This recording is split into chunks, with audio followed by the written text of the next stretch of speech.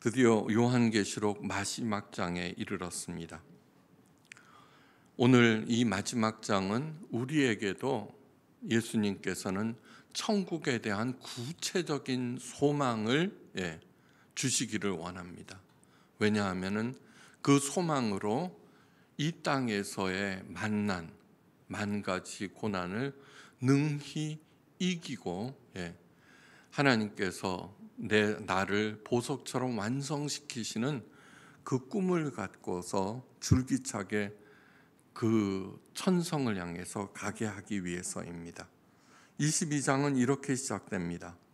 또 그가 수정같이 맑은 생명수의 강을 내게 보이니 하나님과 및 어린 양의 보좌로부터 나와서 길 가운데로 흐르더라. 세상은 광야입니다.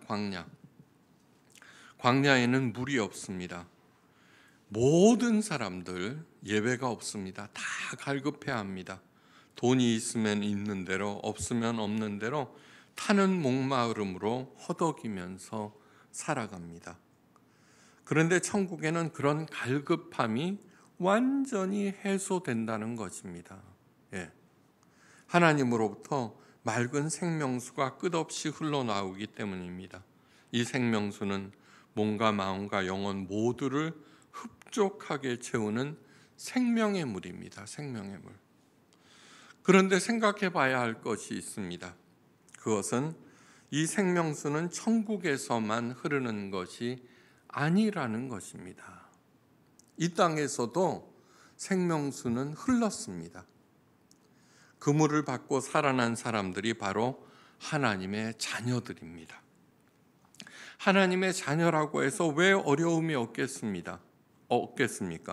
그런데 참 하나님의 자녀들이 겪는 고통은 대부분 육체로 인함입니다. 그런데 하늘나라에서는 전혀 다른 차원의 육체를 덧입습니다. 이것을 사도 바울이 신령한 몸이라고 하였습니다. 신령한 몸. 신령한 몸이라고 하는 것은 분명한 실체가 있으나 고통이나 사망이 건드릴 수 없는 그런 육체를 말합니다.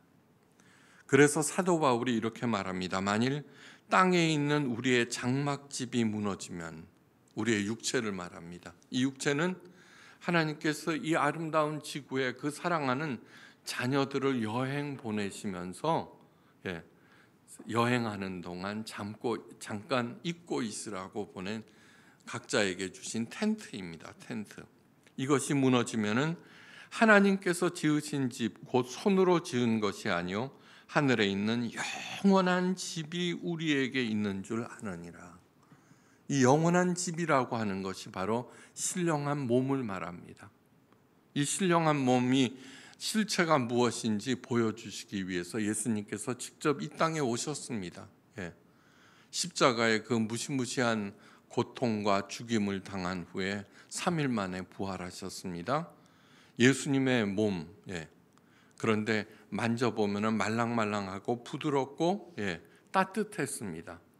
그런데 벽을 뚫고 오셨습니다. 다시 말해서 시공을 초월했다는 얘기입니다. 참으로 우리가 여기 있어 탄식하며 하늘로부터 오는 우리 처소를 덧입기를 간절히 사모하노라. 고린도후서 5장 1절에서 2절 말씀입니다. 이 육체를 벗고 신령한 몸을 덧입는 것에 대해서 이렇게 말합니다. 참으로 이 장막에 있는 우리가 짐진 것 같이 탄식하는 것은 벗고자 함이 아니요 오히려 덧입고자 함이니 죽을 것이 생명에 삼킨 바 되게 하려 함이라. 이 사실을 확인할 때 이 땅에서의 죽음을 포함한 모든 고난을 능히 이기고도 남습니다. 모든 것을 완벽하게 살려내는 하나님의 생명수가 풍성하게 흐르는 강 좌우에 생명나무들이 가로수처럼 늘어져 있고 거기에는 12가지 생명나무 열매가 언제나 주렁주렁 달려 있습니다. 여러분, 생명나무가 제일 먼저 심겨진 곳이 어디예요? 에덴 동산이었습니다. 그것을 먹으면 영생을 합니다. 그딴 게 어딨어? 아니요. 사랑하는 사람에게 있어서 가장 원하는 것은 그 사랑하는 사람과 함께 거하는 것입니다. being together. 예. 그런데 하나님은 영원하신 분입니다. 그러므로 당연히 예수님보다 저를 더 사랑하시는데 저와 영원히 함께 하고 싶어 하십니다. 당연합니다. 예. 그래서 생명나무를 우리들에게 주셨습니다. 성경의 첫 책인 창세기 3장에서 선악을 알게 하는 나무의 실과를 따먹은 아담과 이브에게 여러 가지 징계가 가해집니다. 하나님께서 최종적으로 하신 일은 무엇이냐 하면은 에덴 동산 중앙의 나머지 한 나무인 생명나무의 접근을 막기 위해서 하나님께서는 병정천사인 그룹들과 무서운 화영검을 두어서 생명나무애로의 접근을 막으셨습니다. 왜 이러셨나? 여러분, 죄 가운데서 지금 이 상태에서 영원히 사는 것이 지옥 중의 지옥입니다. 죄 지은 상태에서 여러분 보십시오. 이렇게 보면서 저 사람은 귀신도 안 잡아가? 왜요? 가정에 또 사람들한테 해를 끼치는 사람들 영원히 산다는 것은 정말 재앙입니다. 그런데 내 자신이 이러한 상태에서 영원히 사는 것처럼 끔찍한 것이 없다는 것입니다. 하나님께서 죄의 상태에 놓여 있는 우리로 하여금 영생을 못하게 하신 것은 또한 은혜 중에 은혜입니다. 다시 말해서 죄의 상태에서 벗어나 완전한 완성한 존재만이 영생을 누릴 때 천국일 수밖에 없다는 얘기입니다. 사람들은 죽음을 두려워하고 영생을 열망하는데 사망마저 불못에 던져져서 새하늘과 새 땅에는 죽음 자체가 없어졌습니다. 그래서 악인들에게 영생은 영원한 형벌이 됩니다. 가만히 생각해 보십시오. 이 죄악된 세상에서 그 힘들고 갈급한 삶을 영원히 지속하고 싶으십니까? 그 자체가 지옥입니다.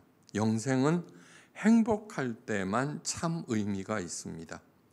그런데 사람의 행복이라고 하는 것은 잠깐입니다. 사람의 본성 자체가 악해서 하나님의 도움 없이는 행복도 금방 무너져 버립니다. 그 증거가 바로 우리들이 살고 있는 현실의 삶입니다. 그렇게 해서 잃어버렸던 생명나무가 새하늘과 새 땅에서는 가로수로 심겨져 있고 계절을 따라 12종류의 탐스럽고 맛있는 과실들이 주렁주렁 열립니다.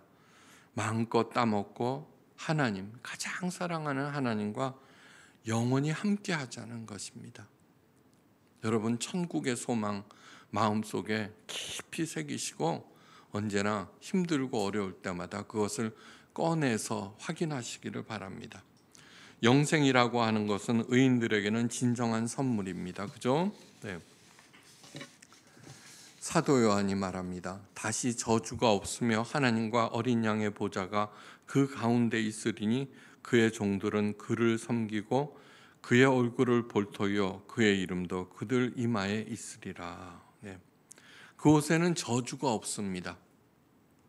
세상에는 수많은 저주들이 난무를 합니다.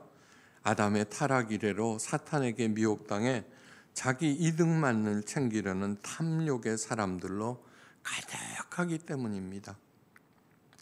그래서 자신의 시도가 좌절되거나 작은 손해라도 보면은 사람들은 각자 신의 이름으로 저주를 퍼붓습니다. 그런데 반드시 기억해야 할 것이 있습니다. 하나님의 참 자녀들에게는, 다시 말해서 하나님과 어린 양의 보좌를 내 가슴의 중심에 세워놓은 사람들에게는 절대로 저주가 통하지 않는다는 것입니다. 일찍이 이스라엘 광야 40년 당시 중동 일대의 최대 무당이었던 정말 신통하기 짝이 없는 발람,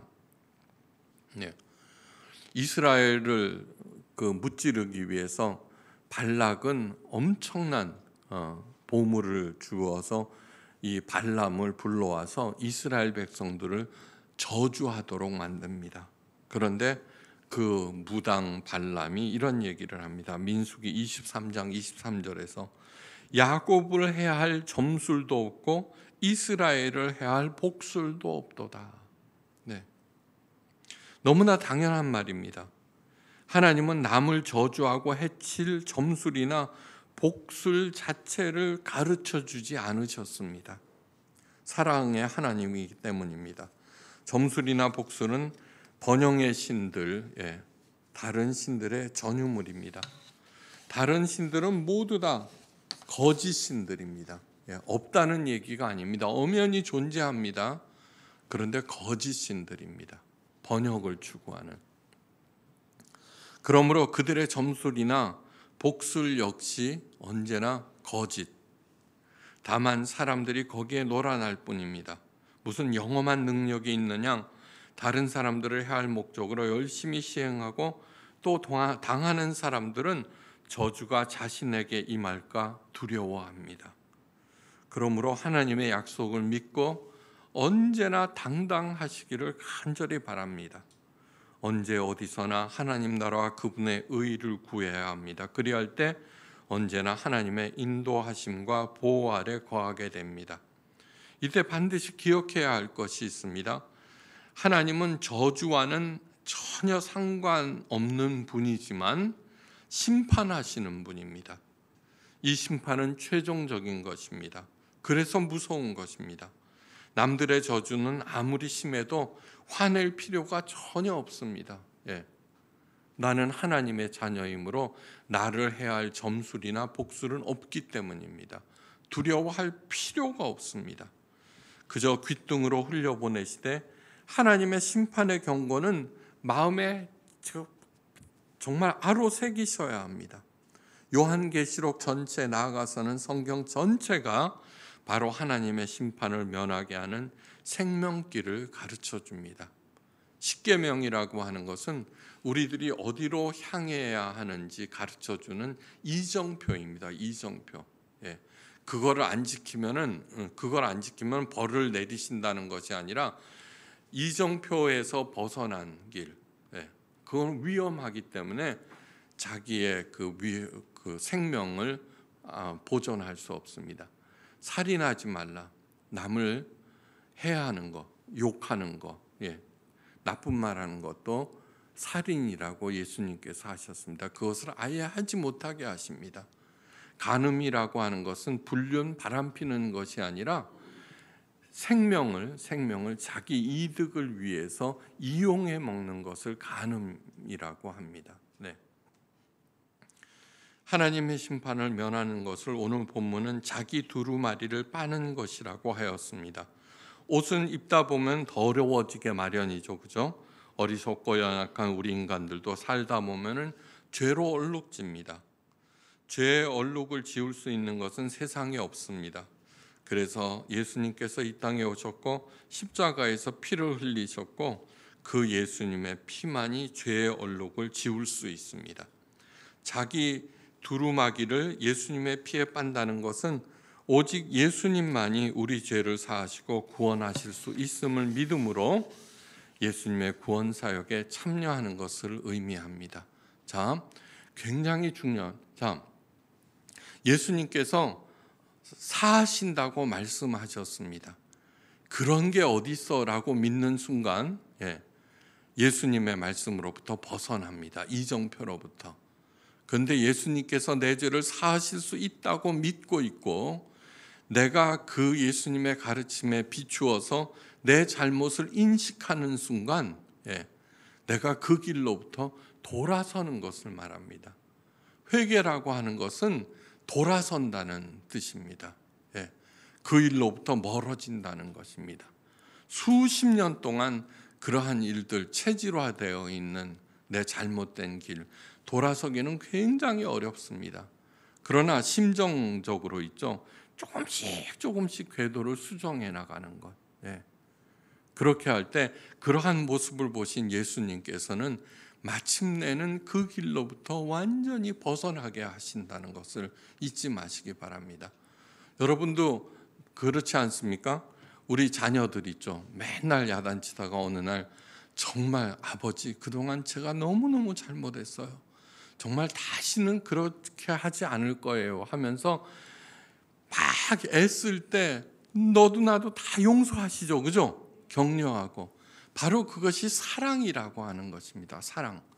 기계적인 용서 그런 것이 아니라 우리로 하여금 두루마기를 빤다라고 하는 것은 바로 그것을 말한다는 얘기입니다. 옷은 더러워지면 계속 빨게 마련이죠. 그죠? 그와 같이 속죄행위도 사는 내내 계속되어야 합니다.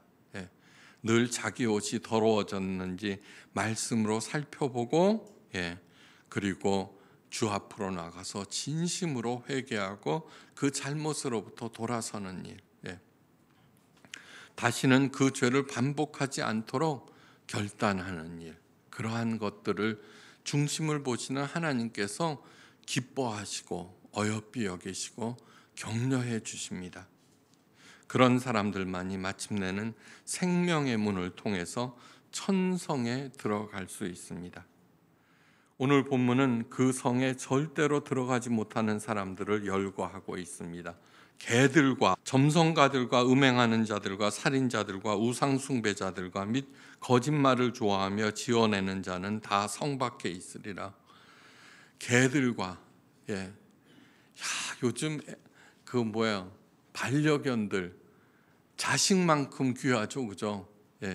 여기에 충격받는 사람들 많을 것인데 아니요, 동물들 자체는 다 천국에 갑니다. 제가 개런티합니다. 왜냐하면 이사야서에서 하나님께서 열어주시는 그 새하늘과 새 땅에 대해서 이런 말을 합니다. 그죠? 어린 애가 독사의 굴에 손을 넣어도 해를 당치 않는다 그랬죠. 그죠? 사자가 뭐예요? 소처럼 풀을 먹는다 그랬죠. 그러니까 그것이 동물들은 있죠. 아무리 사자라고 해도 맨날 수천 마리를 잡아먹었다 해도 그렇게 살도록 프로그램되어 있기 때문에 오직 스피릿, 영이 있는 우리들만 자유의지를 가지고 그것을 어떻게 썼느냐에 대해서 우리의 삶이 결정되지, 개들은 꼭 간다는 것을 기억하시고 너무 염려하지 않으셔도 됩니다. 요즘 반려견들 때문에 저한테 구체적으로 묻는 그런 사람들이 많거든요. 여기서 개라고 하는 것은 성경에 개로 지칭되는 부류들이 있습니다. 신명기 23장 18절에서는 남창들을 개라고 하였고, 마태복음 15장 26절에는 하나님을 모르는 이방인들을 개라고 그랬고, 빌립보서 3장 2절에서는 유태인의 율법을 강요하는 자들을 개라고 지칭하였습니다. 이런 특정한 사람들을 국한하는 것이 아니라 성경에는 개는 하나님의 뜻과 통치를 거부하고 자신의 뜻대로 행하는 악하고 더러운 사람들을 총칭하고 있습니다. 멍멍하는 그 개가 아니라는 것을 아시기 바랍니다. 여기서 주목해야 하는 사람들은 거짓말을 좋아하며 지어내는 자들입니다. 남을 해할 목적으로 말을 지어내거나 남의 단점을 과장하여 말하는 사람들이 주변에 꽤 있고, 이를 동조하며 퍼뜨리는 사람들도 많습니다. 요즘 SNS가 좋은 증거가 됩니다. 이것은 단순한 것이 절대로 아닙니다. 사탄은 거짓의 압이라고 하였습니다. 이에 동조하는 사람들은 모두 다 사탄의 하수라는 것. 사탄의 존재 목적은 오로지 파괴. 왜요? 가장 높아지려고 하니까 모든 사람들이 자신의 경쟁자들입니다. 그러니까 존재 목적이 파괴입니다. 그 다음에 사탄의 존재 방식은 은폐입니다. 은폐. 자기를 가려서 나이스하게 보이게 하는 그것. 거기에 놀아나지 않기를 바랍니다. 하나님의 자녀들은 어떤 의도한 나쁜 행위는 생각조차 해서는 안 됩니다. 의도한 나쁜 행위, 나쁜 생각조차도 하나님께로 죄로 본다는 얘기입니다. 오리를 가져오면은 심리를 가주어라. 왜요? 내 마음속에 억울한 생각이나 그런 것들이 지배하기 시작하면은 상대방에게 복수하려고 하거든요. 그래서 우리들에게 기도를 주신 것입니다. 기도를 주신 것. 그러니까 내가 막 억울해하고 할 때 내 마음과 생각과 영혼들을 잘 관리하셔야 합니다. 나쁜 것을 의도하고 있는가. 하나님의 자녀들은 거룩한 천성에 들어갈 뿐만 아니라 각 행위에 따르는 상도 있다는 것을 기억하십시오. 거룩한 도성에 들어가는 것만으로도 감사한데 상까지 있다니, 어떤 유혹과 고난도 이기고 견디라는 하나님의 따뜻한 격려의 말씀입니다. 격려의 말씀. 하늘의 계시를 받은 사도 요한이 마지막으로 당부합니다. 만일 누구든지 이것들 외에 더하면 하나님이 이 두루마리에 기록된 재앙들을 그에게 더하실 것이요, 만일 누구든지 이 두루마리의 예언의 말씀에서 제하여 버리면 하나님이 이 두루마리에 기록된 생명나무와 및 거룩한 성의 참여함을 제하여 버리시리라. 이 요한계시록의 모든 내용들은 하나님의 말씀이요 계시임으로 반드시 실현될 것입니다. 반드시. 그러므로 가감없이 믿고 따르라는 그러한 당부입니다. 세상 이렇게 살다 보면 빛도 없고 이름도 없는 수많은 삶들이 있습니다. 그죠? 뭐 이름 내봤자입니다. 빛을 내봤자입니다. 그냥 어려운 때에 자족하라고 하셨습니다. 그것이 가장 중요한 얘기입니다. 마지막으로 예수님의 음성이 온 땅과 하늘에 울려 퍼집니다. 내가 진실로 속히 오리라. 그러자 요한계시록의 내용을 듣고 있던 모든 성도들이 화답합니다. 아멘, 예수여 오시옵소서. 아멘이라고 하는 것은 이 모든 말씀들이 그대로 이루어져야 한다는 것이죠. 그죠?